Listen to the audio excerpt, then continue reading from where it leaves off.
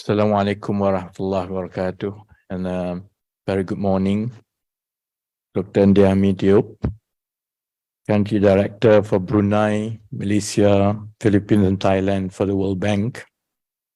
Yang berusaha Encik Luqman Ahmad, Deputy Secretary General of the Ministry of Economy. Yang berbahagia Datuk Sheikh Abdul Rashid Abdul Ghafur, our Deputy Governor of Bank Negara Malaysia. Dr. Yasuhiko Matsuda, Country Manager for World Bank Malaysia Office. Ladies and gentlemen, I don't plan to appear to be so underdressed today. It just so happens on Thursday it's Batik Day at the Ministry. Nevertheless, it's a pleasure to be here at the launch of the 27 Malaysia Economic Monitor. This is actually my third engagement with the World Bank in a space of less than 3 months. So it's a testament of how we intend to work very closely with the World Bank and similar stakeholders in our economy, because we really have to accelerate how we include and pivot more towards evidence-based and more robust policy framework to manage the many challenges that we have now. And of course, since 2019, the challenges brought by COVID-19 continues to impact us and countries around the world. Economic recovery remains fragmented among countries and across industries and sectors, with some doing better than others, while some others are still catching up. We will announce our fourth quarter GDP tomorrow. We've seen the economy has been a lot more resilient than what we thought in the face of all these challenges. But even then, some sectors did come up to pre-COVID. Some are still catching up in this country. The global outlook in 2023 have alluded to a cautious optimism, with the growth of the global economy still at risk, with increasing interconnected threats of prolonged post-COVID-19 economic impacts, rapid rising inflationary pressures and complex geopolitical tensions. And all this demonstrate that difficult challenges still lie beyond our borders, and that nations should strive to work together in collective efforts towards a global solution. And as I say, the continuous engagement with the World Bank is not just in the context of our internal economy, but it is also an imperative, because everything is very interconnected, and we have to balance to make sure that within this global connectivity, we can strive to pursue a policy and economic framework that consistently and coherently benchmark against international and regional best practices. Ladies and gentlemen, in that respect, let me welcome the World Bank's publication of the MEM, which provides the overall international perspective of our macroeconomic policies, developments, and outlook. And it's an opportunity for our new administration to ensure that we balance the initiatives towards achieving a high-income nation status, and it's harmonized with the wider economic integration efforts across regions and sectors. I consider this almost like a check and balance, because it will enable Malaysia to consistently ensure that our macroeconomic policies remain sustainable and accommodative for the businesses, resilient to economic risk, agile to not just the market, but also social needs, because most importantly, more often than not, society moves faster than us, the policymakers, as well as to attract investors in the domestic and international fronts. Malaysia's strong GDP growth of 14.2% in the third quarter of 2022, despite a slower global growth in the second half of 2022, was driven by strong domestic demand and positive growth across all sectors, in line with the opening of the economy and transition into the endemic phase. Malaysia's economic growth in the third quarter of 2022 was the highest in the ASEAN region, as well as when compared to some of the developed nations. This is a positive development, if anything, that is a testimony of, I think, more often than not, the underestimated resilience of our economy.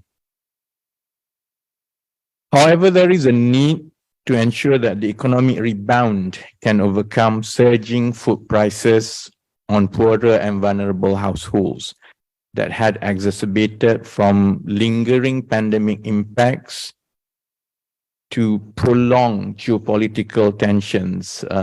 Internally, we have a problem. Externally, we also have a problem.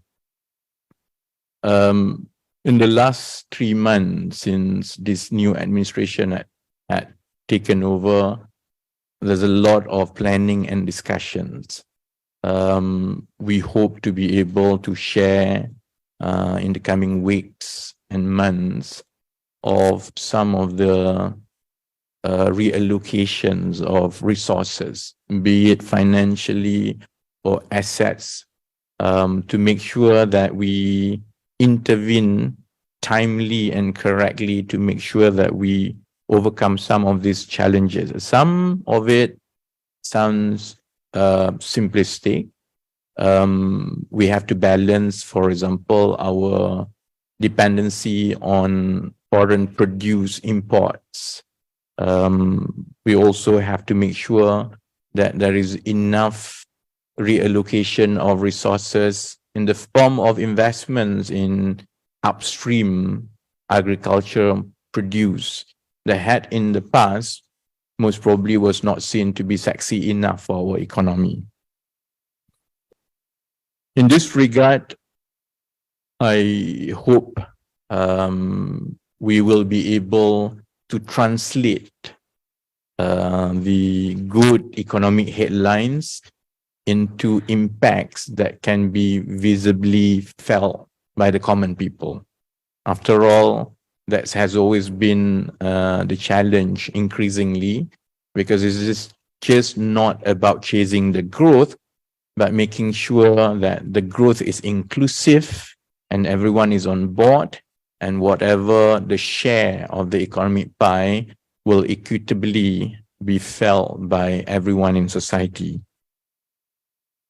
And for this to happen, it requires a big mindset shift, not just on the part of governments in terms of policies and the pace of implementation, but it's also of society and also of the private sector.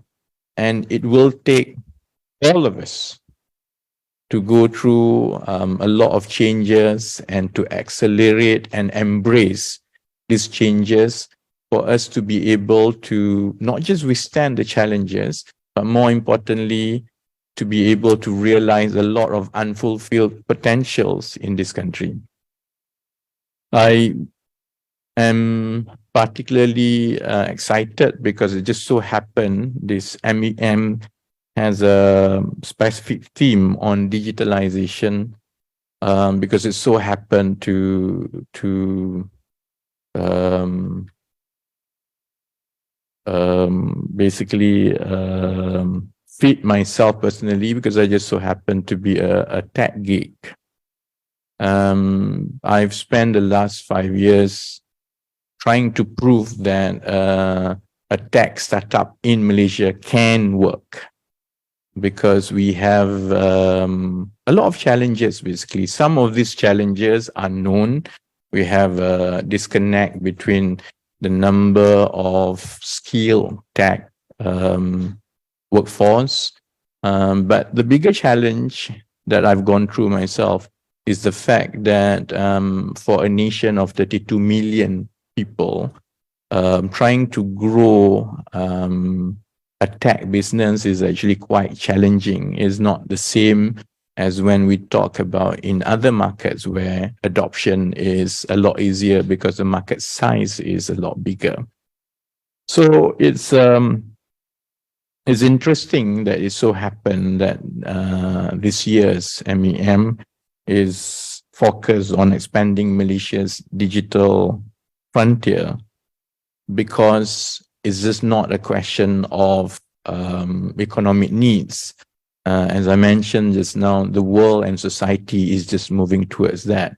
And there's so much opportunity for optimization that doesn't just expedite our GDP growth, but more importantly is the kind of workforce and career that will be able to provide higher income for our employees.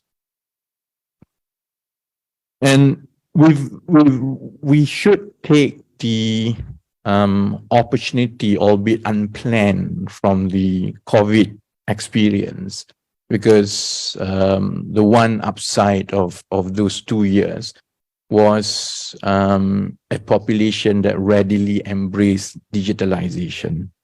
Our Deputy Governor just now mentioned about how a significant portion of our population had their first experience with digital products and payments as a result of the COVID. But it also allows the public sector and the private sector to understand that the society is more than ready to embrace digitalization. So let's take this opportunity for the public sector as well as the business to rethink, reevaluate, and reset our operation, our model of doing business, and hopefully that will expedite the growth. And because of this, I think there are a lot of work that had to be done simultaneously, because we have to make sure that the policy framework is in place. We have to get ready the workforce that we can feed into the stream of new work and new work processes. And for this to happen, we have to move outside our zones of complacency. And we have our work cut out in the private sector as well as the public sector. Datuk Rashid just now mentioned about certain things about digital ID. In fact, I had a few discussions in the last few weeks. We hope to be able to use digitalization as a way to completely relook at how government provides our services to the public. Because, you know, every time we have engagement with business sectors especially, one of the key issues is about the efficiency of government services. We can continuously try to patch and to provide a bit more efficient service. But if it's continuously within the same so-called analog framework of the past, more often than not, the opportunity for optimization and efficiency is limited. But by looking completely out of the box and redesign the whole of government service mechanisms around the need to completely digitize government, and hopefully that will allow for a much more room for efficiency and optimization. And of course, it's easier said than done, because these are the processes and disciplines and approaches that had been around for more than 100 years. So it will take a lot, but I do feel for Malaysia to expedite our digitalization journey, the lead must come from the public sector. And only then it can spur a lot of opportunities in the private sector that can move in tandem with where the government intends to go. And for that, I've said this to my ministry, and I would like to say and repeat the same to the public, that we must take the opportunity after COVID that is no longer going to be business as usual. It is an opportunity to use the base that we've had to spring as a springboard to the next level. And hopefully the opportunity presented to us with the new administration can allow us to make a lot of policy reforms and to put in place the right policy framework. The blueprints have been there for a while. It's just a question of making sure that these blueprints are translated very quickly into policy frameworks and initiatives. The blueprint, for those who have gone through it, and that was among the first things that I had to go through in my first week in office, which was to go through the digital blueprint. Covers 3 development phases from the year 2021 to 2030. This is going into, this is the first few weeks of 2023. So in terms of timeline, I think we are good. We've launched the blueprint in 2021. The blueprint caused a lot of excitement, but now we have to make sure that with about 8 years to go, we fully maximize this time to realize as many objectives of the blueprints. So the strategies and initiatives outlined in the blueprint obviously are aimed to enhance digital economy through the development of digital infrastructures, strengthening human capital, enhancing business capacities, and improving public service delivery. And I'll be more than pleased to continuously work with the World Bank to make sure that what is in the blueprint, when it's translated into actions and initiatives and resource allocation by the government, will be in line with the observations and recommendations by the World Bank, because we do need that sounding board from time to time. Ladies and gentlemen, in 2023, the World Economic Outlook by the IMF had forecasted a sharper than expected decline to 2.9% global growth from 3.2%, the previous estimate that was given. And primarily, this is weighed by high inflation that will persist for a while. And then we have to grapple with cost of living crisis and tightening financial conditions all over the world. Against this backdrop, Malaysia's latest growth trajectory in 2023 is expected to slow down. We will have a better than expected growth for 2022. It is obvious that it will slow down in 2023, partly because of the base in 2022 that was high, but also partly because the global economy is expected to go through a slowdown. But despite that, we are expected to register a growth of between 4 to 5% nevertheless in 2023. And this will be supported by firm domestic demands, and hopefully, increasingly, we can put initiatives that can improve our labor market, not just in terms of the number of people employed, but we can start putting in policy frameworks to see that wages growth has a target to breach a certain level by the end of this administration's tenure in 5 years' time. Despite that as well, the external risks will continue to persist through disruptions in global supply chains.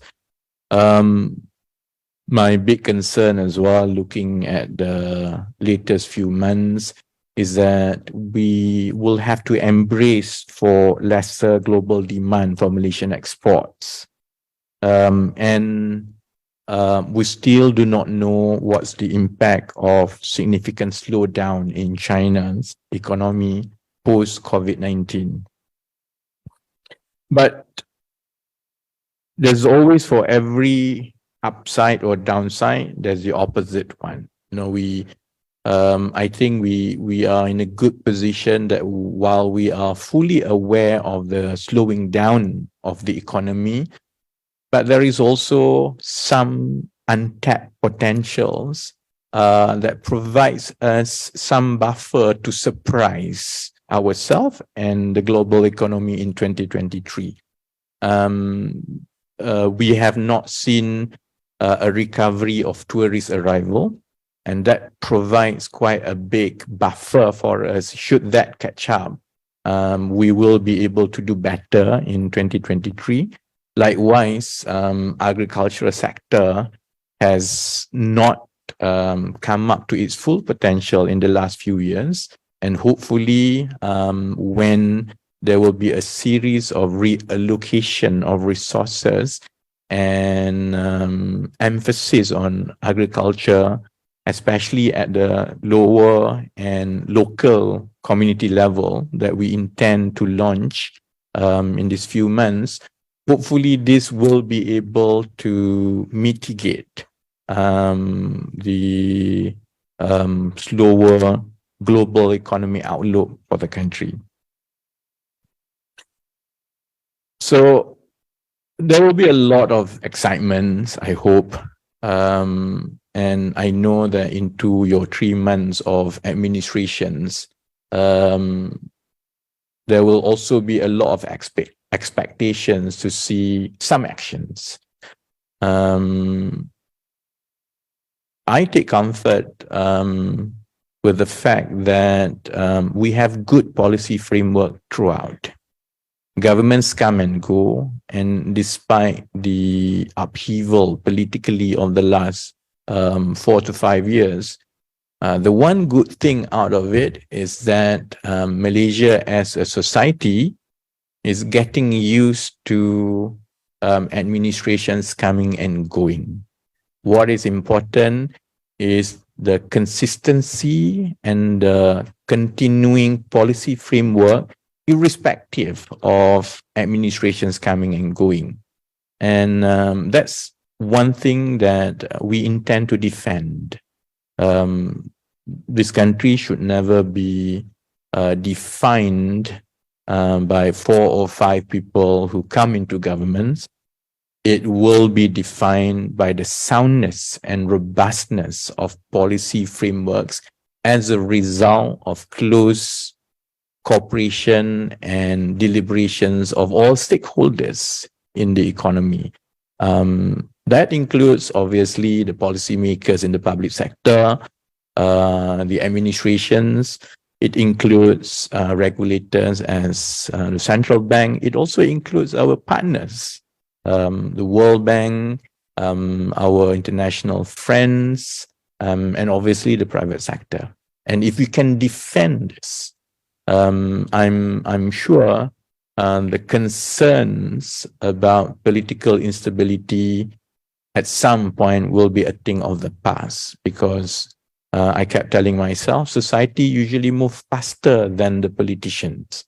We have embraced changes in administrations, and the country has withstood that. And hopefully we can build from that to be able to put a permanent framework so that administrations that come and go will be able to focus on the implementation of the continuing good policy framework that we've had. So on that basis, I hope we can continue to work together. We are fully cognizant of the challenges.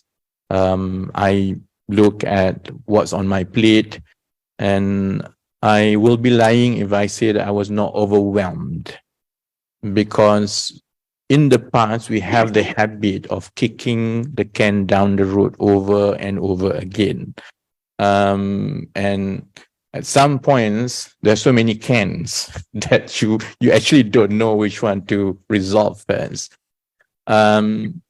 But I think we've made a good progress internally. I can speak for the administration that we want to get it right. And getting it right means putting the right decision-making structure in place to minimize turf battles, turf war, to minimize going around the circle and coming back at exactly the same point. So a lot of focus was put on getting that decision making right first, to make sure that any policy that the government adopts, any implementation, because it will be cross ministries, it will be adopted seamlessly, and therefore getting the decision making structure right is very important from the very beginning. I think we hope to be able to communicate consistently to all the stakeholders and to continuously engage like this, because the days where government knows everything and the days where a central planning at one instruction will perfectly get done is no longer applicable. Even the days where a planning is done by a government, and then it will take its own phases, and the implementation goes as smooth as what is planned, is the days of the past. In fact, in that perspective, it's good for us to really understand how digitalization works, because digitalization or digital products never work on one planning that can last 5 years. It's always a question of iteration, of that constant loop of getting to know what the users want, fixing it, iterating it to close the gap between what you plan and how the users use the products. All this, while it sounds simplistic in concept, but is a humongous effort to try to basically migrate how we've been doing things, not just as a government, but as society and the private sector. But the good thing is, I think we have a good 5 year to really have a go at it.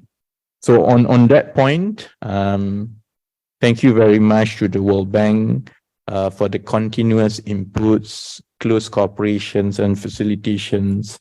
And I hope we'll be able to do this. I've communicated that there will be a high-level delegation from the World Bank's leadership sometime in March, and we hope to be able to escalate closer cooperation out of that meeting in March.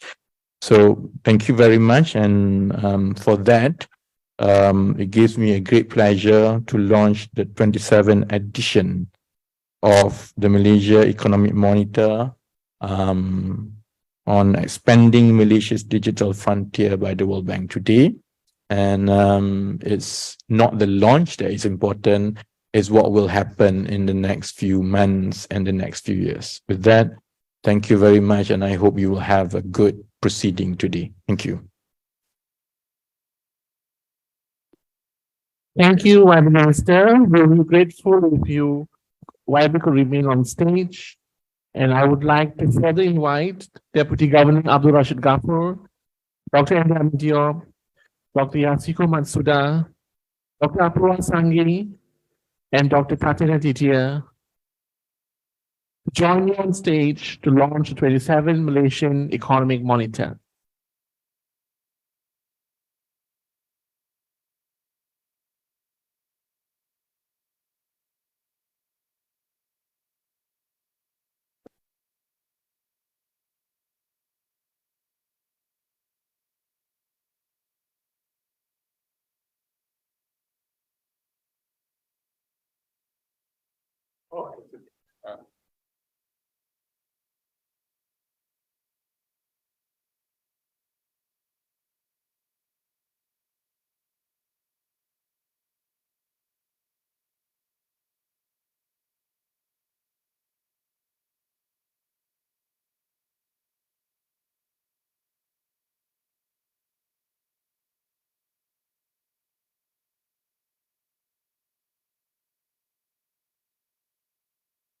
It just have,